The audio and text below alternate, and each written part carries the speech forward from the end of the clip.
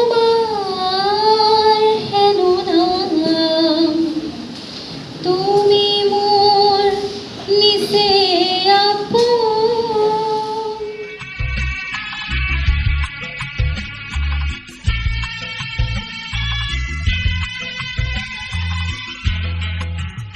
আঠ ছেপ্টেম্বৰ দিনাখন ইউনেস্কোই তেওঁলোকৰ 14th যিটো কংগ্ৰেছ ছেশ্যন তাত তেওঁলোকে এই সিদ্ধান্তটো ল'লে যে 8 ছেপ্টেম্বৰ দিনাখন প্ৰত্যেক বছৰে তেওঁলোকে এই বিশ্ব সাক্ষৰতা দিৱস পালন কৰিব।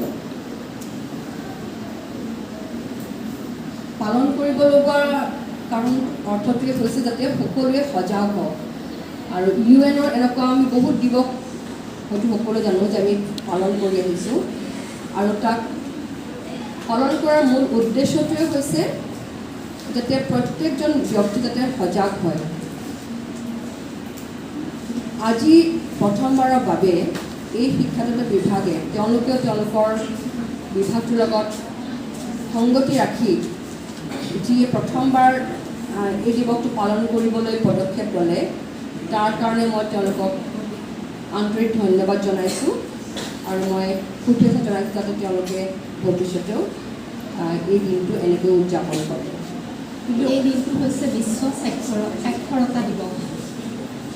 এতিয়া সাক্ষৰ বুলি ক'লে আচলতে আমি কি বুজি পাওঁ? সাক্ষৰ আৰু শিক্ষিত এই দুইটা শব্দৰ মাজত পাৰ্থক্য আছে। সাক্ষৰ হৈছে আচলতে সাক্ষৰ শব্দটোৰ বিভিন্ন সময়ত তাৰ অৰ্থৰ পৰিৱৰ্তন হৈ আহিছে।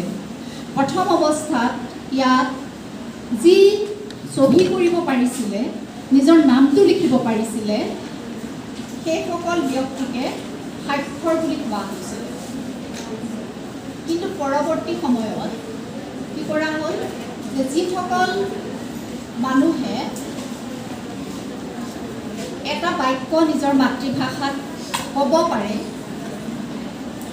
পঢ়িব পাৰে, লিখিব পাৰে আৰু দিনটো দৈনন্দিন জীৱনৰ যি হিচাপ নিকাচ সেই হিচাপ নিকাচখিনি কৰিব পাৰে, সেইখিনি মানুহকহে সাক্ষৰ বুলি কোৱা হৈছে।